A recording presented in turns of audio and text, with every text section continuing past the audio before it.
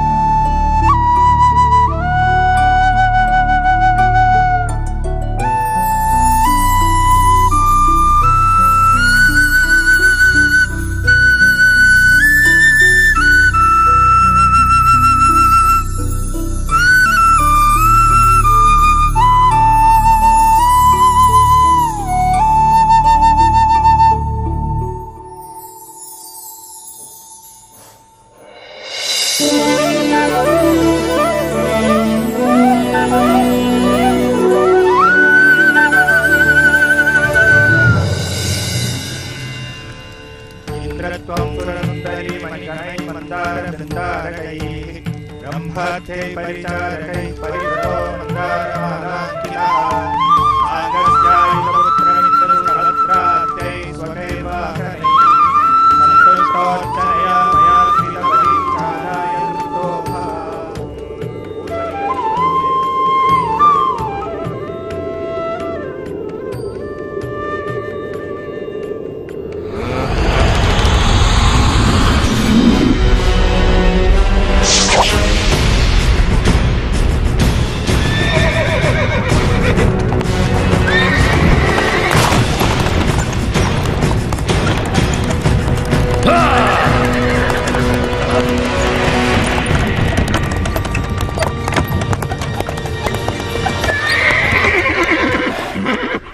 पृथ्वी पर मनुष्य आपको प्रसन्न करने के लिए यज्ञ कर रहे हैं देवराज इंद्र। ये ऋणी लोग आपका आभार प्रकट करने के लिए सब तरफ एकत्रित हुए हैं। होना भी चाहिए। इनकी खुशहाली मेरे हाथों में है। इन्हें ज्ञात होना चाहिए कि मैं बारिश का स्रोत हूँ जो इनके खेतों और भंडारों को अन्न से भरती है। संवर्तक, जो लोग मेरे लिए यज्ञ कर रहे हैं उन्हें वर्षा प्रदान करो।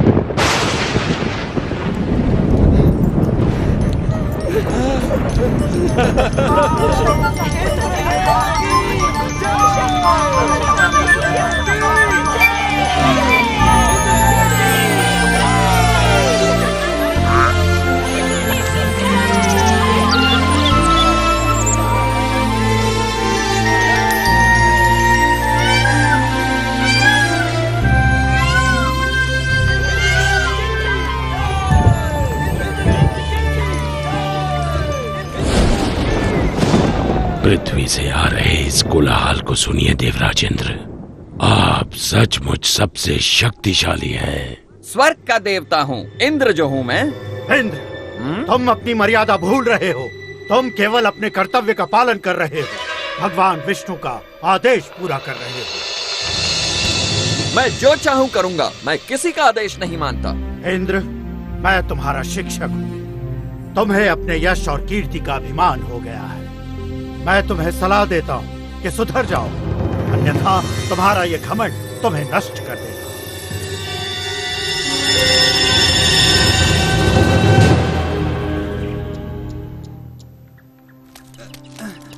संभाल के ले चलना।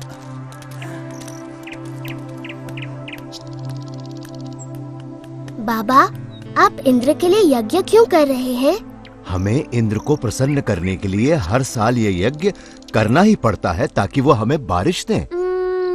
वैसे ही जैसे हर वर्ष हमें महाराज कंस को कर चुकाना पड़ता है।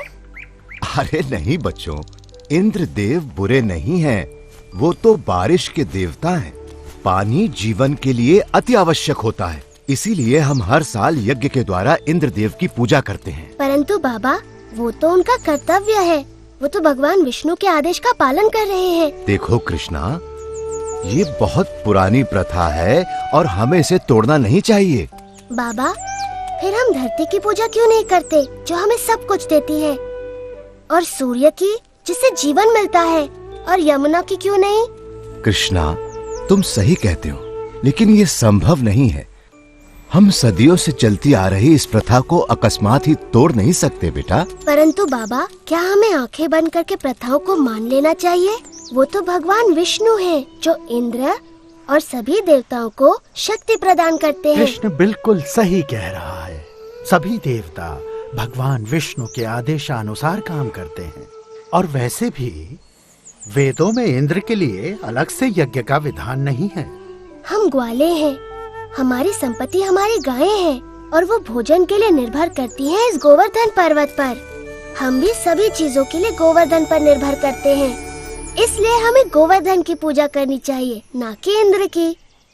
मेरे वृंदावन के प्यारे मित्रों, हम सबको गोवर्धन पर्वत का हृदय से आभारी होना चाहिए।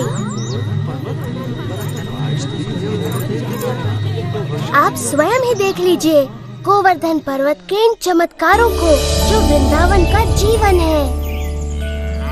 हमारी गायें इसके जंगलों की घास चरती हैं और हमें मीठा मीठा दूध देती हैं।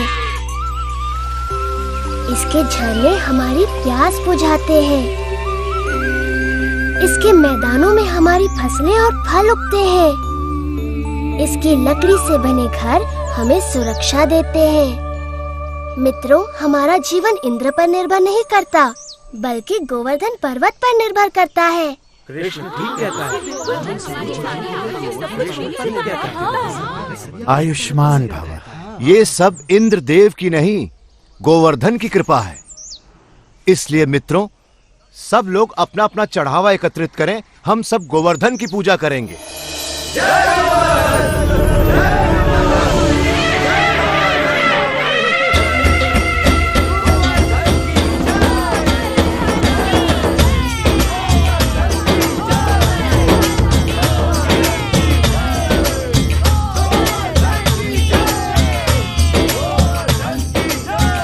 मैं गोवर्धन हूँ। मैं तुम्हारी प्रार्थना से बहुत प्रसन्न हूँ। अगर तुम सभी अपने पशुओं के साथ मेरी परिक्रमा करोगे तो मैं बहुत प्रसन्न होऊंगा।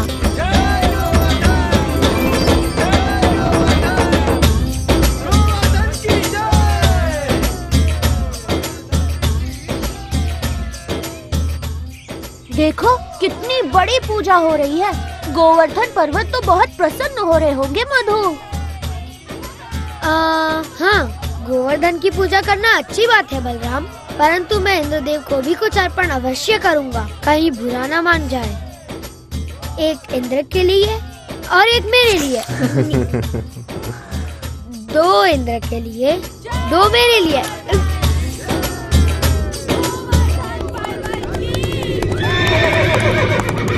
देखिए तो, वृंदावन वासी गोवर्धन पर्वत की पूजा कर रहे हैं। ये तो बड़े अचरज की बात है। उनकी ये हिम्मत! मुझे तुरंत इंद्र को सूचित करना होगा।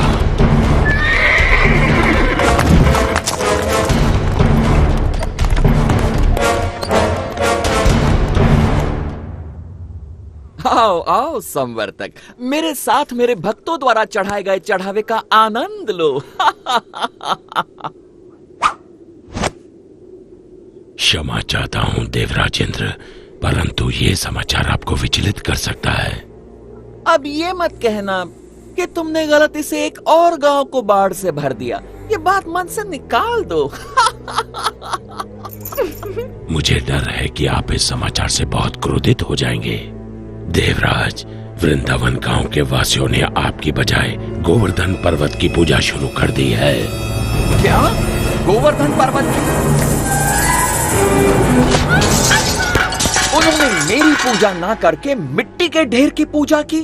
वो ऐसा कैसे कर सकते हैं संवर्तक, वो भी मुझसे बारिश का उपहार पाने के बाद? ऐसा सुना है कि वो एक नादान लड़के के बहकावे में आ गए हैं। उपहास मत करो संवर्तक। क्षमा चाहता हूँ देवराज, लेकिन यही सच है। नंद के पुत्र कृष्ण ने अपनी चमत्कारी शक्तियों का प्रयोग करके वृंदावन के वासियों को बहका लिया है। अच्छा, उन्होंने मेरा आदेश मानने के बजाय एक नादान की बातों को माना।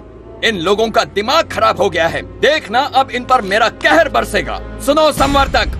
जी देवराज। जाओ और वृंदावन को डुबो दो, गोवर्धन के त्योहार को बर्बाद कर दो और वृंदावन के वासियों को इस दुस्साहस की सजा दो।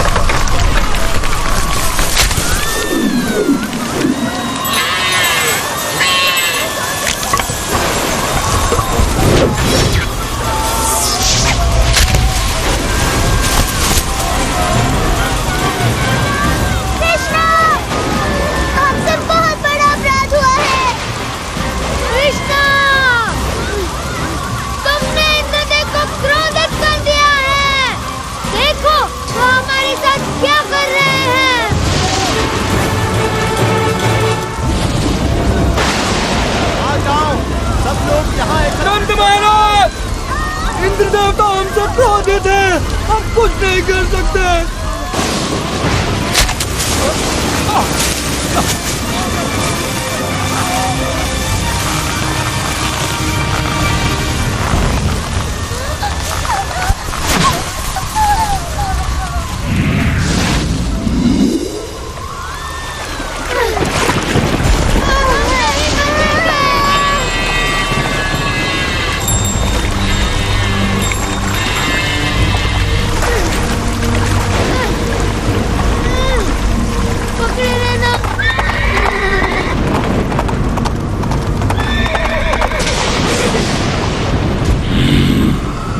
वृंदावन के लोग अब जल्द ही उस लड़के की बात सुनने पर पछताएंगे।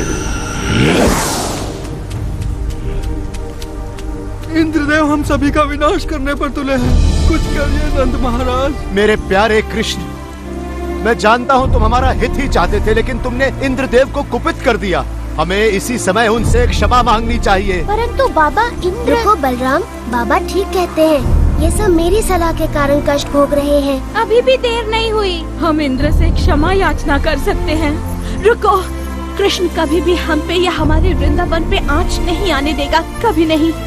आपने सच कहा माँ, आप सबके लिए मेरा प्रेम इंद्र की इस दुष्टता से बहुत बड़ा है। वृंदावन की रक्षा मैं अवश्य करूँगा। कृष्णा, मेरे बच्चे।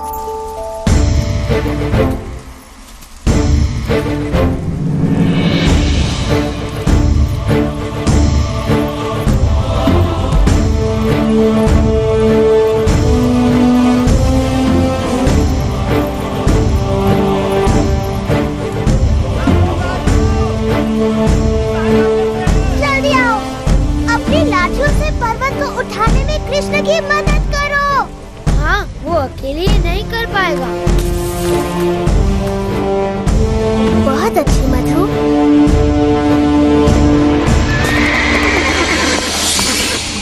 इतने तूफान के बाद भी ये असंभव है। यदि हम इंद्र के आदेश अनुसार इस छोटे से गांव को तबाह नहीं कर पाए तो वो हम पर कोई दया नहीं करेंगे।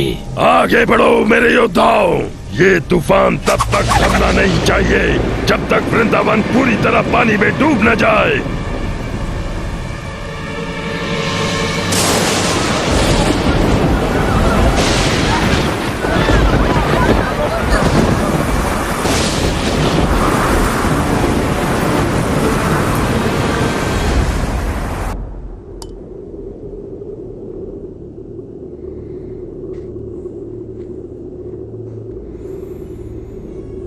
देवराज, आओ संवर्तक, बहुत थके हुए लग रहे हो। बैठ जाओ और सब विस्तार पूर्वक सुनाओ। बताओ, क्या तुम्हारे तूफान के बाद भी वृंदावन का कोई चिन्ह बचा है? देवराज, आपके योद्धाओं ने पिछले 6 दिन और 6 रातों से तूफान मचा रखा है, जिसमें आग की तरह बिजली कड़क रही है और घनघोर वर्षा हो रही है। मनुष्य ने इससे पहले ऐसा दृश्य कभी नहीं देखा। अच्छा है, बहुत अच्छा है। अब तक तो वृंदावन पूरी तरह डूब चुका होगा। काश मैं ऐसा कह पाता देवराज इंद्र, लेकिन सच ये है कि हमारे तूफान भी कृष्ण के सामने नहीं टिक पाए। मेरे तूफानी योद्धा एक बच्चे से परास्त हो गए। उसने गोवर्धन पर्वत को अपने सिर पर उठा रखा है और वो वृंदावन वासियों और उनके पशुओं की रक्षा कर रहा है। हम परास्त हो गए। लगता है तुम्हारी आंखों को धोखा हुआ है संवर्तक। 6 दिनों से कड़क रही बिजली ने तुम्हें अंधा कर दिया है। मेरे वाहन ऐरावत को बुलाया जाए। मैं स्वयं वृंदावन जाकर इस चमत्कार को देखना चाहूंगा।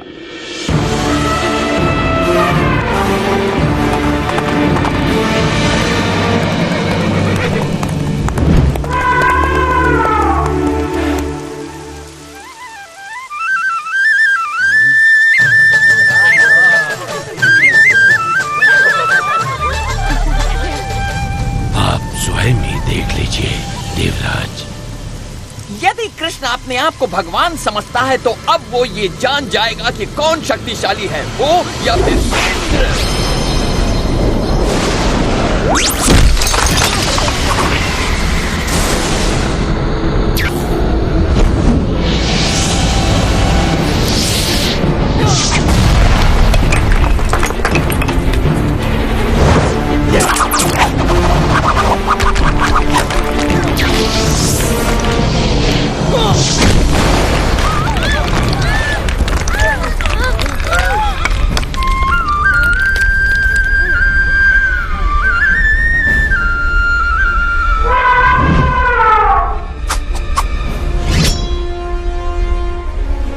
इंद्र के क्रोध से बच नहीं सकते।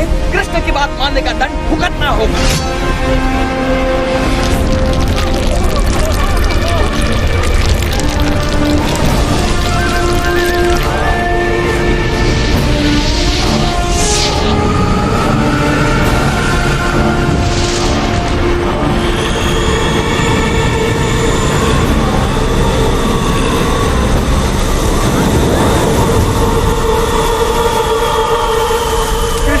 कृष्णा, हमारी रक्षा करो।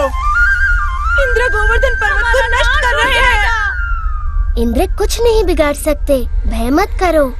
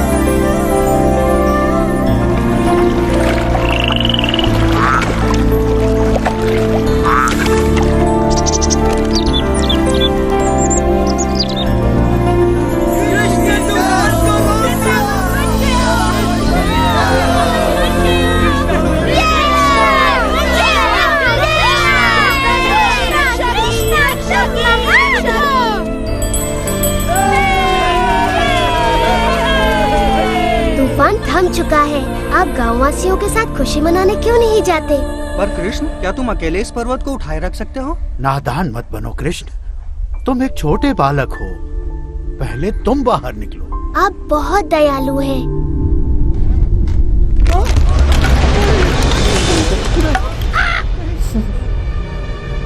आप सचमुच चाहते हैं मैं पहले चला जाऊं? नहीं, रुको! मुझे छोड़कर मत जाओ!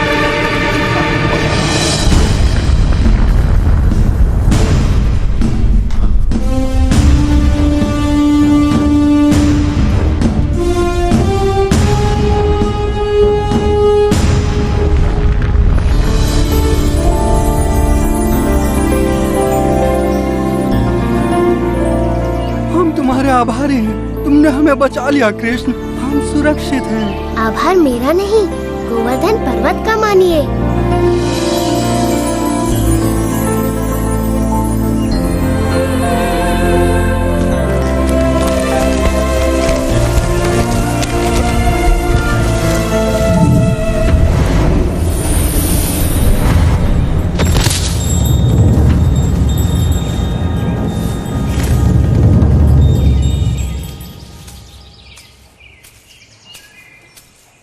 देवराज इंद्र, मैंने देखा आप मुझसे कितना स्नेह करते हैं, अन्यथा मेरे प्रतिकार के बाद भी आप मुझसे मिलने यहाँ क्यों आते? कृष्ण, प्रतिकार तो मैंने किया है आपका। मैंने बहुत बड़ी मूर्खता की, भूल गया था कि मुझे शक्तियाँ आप ही से प्राप्त होती हैं। मैं सदैव आपका सेवक रहूंगा। मैं आपसे क्षमा मांगता हूँ। देवराज, आपको अपनी शक्ति का बहुत अभिमान हो गया था और ऐसा मैंने इसलिए किया ताकि आपका अभिमान तोड़ सकूं। जाइए, मैं आपको क्षमा करता हूँ।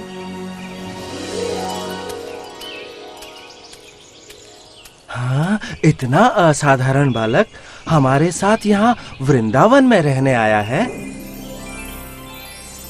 मैं तो बस इतना जानती हूँ कि ये मेरा प्यारा बच्चा है, मेरा दुलारा कृष्णा। कृष्णा की जय हो,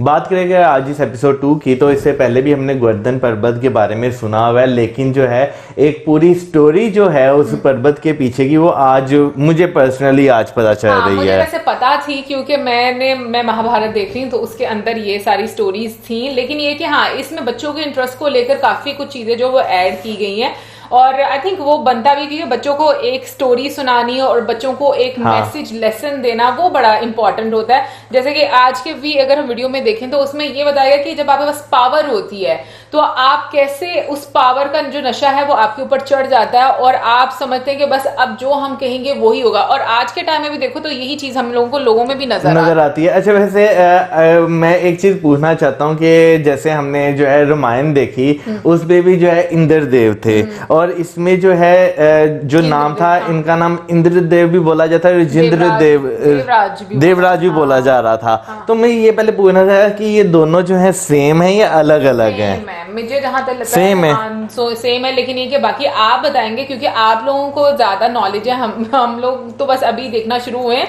तो इसलिए आप जरूर मतलब बता सकते हैं अच्छे से। बट जहां तक मुझे लग रहा है ना, ये दोनों सेम है। और उसके साथ साथ एक और चीज जहां पर कृष्णा जी बोलते हैं कि मतलब मना करते हैं कि आप उनकी पूजा ना करें, मतलब खुश करने के लिए उनको, क्योंकि जहां तक मुझे समझ में आता है वो ये कि वो उनका धर्म है, वो उनकी ड्यूटी है इंद्रदेव की कि वो बारिश बरसाएंगे जब लोगों को जरूरत होती है, उसके लिए उनको खुश करने की जरूरत नहीं है। क्योंकि जहां तक आई थिंक मैं महाभारत वाला देख रही हूँ ना, उसमें एक डायलॉग बोला था और मुझे बड़ा अच्छा लगा था, यानी कि अगर देखो, अगर जैसे काम करवाने के लिए हम लोगों को अगर मतलब भगवान को भी खुश करना है, ऊपर वाले को भी खुश करना है, तो मतलब वो चीज मतलब समझ में नहीं आती। आई मीन मैं उसको एक्सप्रेस नहीं कर पाऊंगी, बट मुझे उसके एक वो कहते हैं ना कि एक क्रक्स समझ में आ गया था उस लाइन का कि जैसे अगर हम दुनिया में किसी से काम करवाना चाहते हैं तो हम पहले क्या करते हैं, उसको खुश करते हैं, फिर उसके बाद कि जी ये हमारा काम कर देगा। लेकिन ऊपर वाले का तो और ही हिसाब किताब होता है ना। नो डाउट, हम अगर देखें तो ये चीज जो है हमें काफी ज्यादा देर से डिफरेंट सेक्टर्स में जो है नजर आती है कि हम जो है छोटे छोटे जो है चीजों के लिए जो है अगले बंदे के काम कर देते हैं, हम जो है उसे खुश करने की कोशिश करते हैं। खासतौर पर जो हमसे ऊपर वाले रैंक पे बंदा हो, उसका जो है हम हर काम खुशी से करेंगे, बेशक हमने करना हो या ना करने का दिल कर रहा हो। देखो इसीलिए तो बोलते हैं कि वो अपना धर्म नहीं निभाते, इस वजह से लोग फिर इस तरह से करना शुरू करते, विच इज रॉन्ग। और यही चीज मुझे जहां तक समझ में आती है कि यही चीज सिखाई हुई है। और बाकी जैसे क्या नाम था पर्वत का नाम, मुझे गोवर्धन पर्वत, हाँ गोवर्धन पर्वत की बात करें तो उसको लेकर मुझे ऐसा लगता है कि जैसे कि कृष्णा जी बोलते हैं कि मतलब हम लोग, हमारी गाय को चारा वहां से मिलता है, हमें पानी मिलता है, या जो खाने पीने की चीजें हैं, फसलें वगैरह, मतलब वो सारा वहां से होता है। तो उसकी रीजन ये आई थिंक जहां तक मुझे समझ में आया कि आप ग्रेटिट्यूड उसको शो करो जहां से आपको वो चीजें सारी मिल रही हैं। तो नेचर को ग्रेटिट्यूड करना बड़ा जरूरी रहता है। तो ये चीजें जो हैं ये मैं महाभारत देखकर लर्न कर रही हूँ कि मुझे चीजें अब ऐसा इस तरह से समझ में आ रही हैं। अच्छा हाँ। अच्छा, इस चीज को हम डिनाई भी नहीं कर सकते कि बारिश हमारे लिए जरूरी नहीं है। बारिश हमारे लिए बहुत ज्यादा जरूरी है, क्योंकि बारिश होगी और जो है बर्फ पड़ेगी तो हमारे नदियां जो हैं उनमें पानी आएगा। नालों में तो रहता ही रहता है, लेकिन नदियों में जो है वो पानी आएगा, तो बारिश भी हमारे लिए बहुत ज्यादा जरूरी है। लेकिन मुझे इससे जो है ना एक और चीज जो है वो इनके सीखने को मिली कि क्रोधित होना, गुस्सा होना भी जो है ना आपके लिए जो है बगैर चीजों को समझे, बगैर चीजों को जाने जो है वो गुस्सा होना भी आपके लिए बहुत ज्यादा हानिकारक हो सकता है। क्योंकि अगर इसमें बात की जाए तो जो कृष्ण जी का जो एक उसके पीछे एक मकसद था वो कुछ डिफरेंट था, लेकिन जो है बगैर मकसद किसी का जाने वो क्या नाम लेते हैं, ये कह देना कि तबाही मचा दो, ठीक है। तो अगर देखा जाए तो क्रोधित, हाँ पावर का नशा, लेकिन पावर का नशे के साथ साथ क्या नाम लेते हैं, क्रोधित होना यानी कि गुस्सा आना, वो एक काफी ज्यादा डेंजरस चीज हो जाती है ना। और आप बैलेंस नहीं रख पाते तो आपको हर चीज पर गुस्सा आ रहा था कि आपको कोई इनकार करे तो क्यों करे। अभी देखो जैसे इसमें इंद्रदेव थे, उनको एक शक्तियां मिली हुई थी विष्णु भगवान की तरफ से कि आपकी ये ड्यूटी है, आपने ये करना है, लेकिन वो उसमें बैलेंस नहीं रख पाए। यानी कि वो उनको जिस तरीके से इसमें दिखाया भी गया, खैर फिर अगेन हम लोग इस चीज को अंडरस्टैंड करेंगे ये बच्चों को दिखाने के लिए इस तरीके से, लेकिन कहीं ना कहीं पर उन पर यह गया था कि सब कुछ जो है वो मेरे मुताबिक होना चाहिए, मुझे खुश करने के लिए ये जो पूजा है ये मतलब एक प्रथा चलती आ रही है, इसको रहना चाहिए। तो वो अपना धर्म जो है उस तरीके से नहीं निभा पाए, या मतलब जो उनकी सोच जो उनमें आ गई, तो उस लिहाज को दिखा रहे। तो कृष्णा जी भी लास्ट में बोलते ना कि मैं इसलिए सारा कुछ किया ताकि आपको ये चीज रियलाइज हो जाए। और कल के भी एपिसोड में देखें और आज के एपिसोड में भी देखें, एक चीज जो मुझे बड़ी अच्छी लगी और वो ये कि वो बदला नहीं लेते, वो माफ कर देते हैं, लेकिन ये कि वो उसको सिखाते भी, वो अपना धर्म भी निभाते हैं कि सही चीज क्या है, कि आपको कभी गलत के सामने झुकना नहीं चाहिए, लेकिन ये कि जो अगर आप सही रास्ते पर हैं तो आप उसमें चलते रहें, आपका ऊपर वाला साथ देगा उस काम में। तो मुझे जहां तक लगता है बच्चों को ऐसे मैसेजेस बड़े खूबसूरती से बयान किए जा सकते हैं और बच्चों को मजा भी आता है ये चीजें समझने में। और आई थिंक जो मैंने महाभारत में देखा था उसमें ये होता है कि जब इंद्रदेव जाते हैं ना तो मतलब वो फिर जैसे सॉरी बोलते हैं, तो जो कृष्णा जी हैं वो उनको आई थिंक ये बोलते हैं कि मेरे मित्र अर्जुन का जो है ना ख्याल रखना, यानी कि उस टाइम पर वो उनको ये बात बोलते हैं सूर्यदेव को, इंद्रदेव जी को। हाँ वही ना, सूर्यदेव, हाँ क्योंकि वो अगर देखा जाए तो करण जो है उन्हें जो है वो कवच मिला होता है। हाँ करण को कवच तो मिला होता है, तो मैं तो अर्जुन की बात कर रही हूँ, अर्जुन जी को अर्जुन जी का ख्याल रखना, क्योंकि वो करण जी को मिला होता है ना कवच सूर्यदेव की तरफ से। नहीं मतलब उस सेंस में मुझे नहीं पता कि बोलते हैं कि नहीं बोलते, बट ये कि अभी मजीद आगे देखेंगे तो फिर सीधे जो है वो पता चलेगी। जो कवच की बात है वो तो आई थिंक उनको उसकी रीजन कुछ और होती है कि उनको मिलता है, वरदान दिया होता है ना। मैं अभी पहुंच रही हूँ, थोड़ा स्टोरी जो महाभारत की वहां तक पहुंच रही है, तो अभी आगे आएगा और चीजें ऐड होगी तो मुझे पता चलेगा। बाकी ये कि आप जरूर बताइएगा और कमेंट सेक्शन में। और इसी के साथ हमें इजाजत, हमारे video like, subscribe, share, good bye.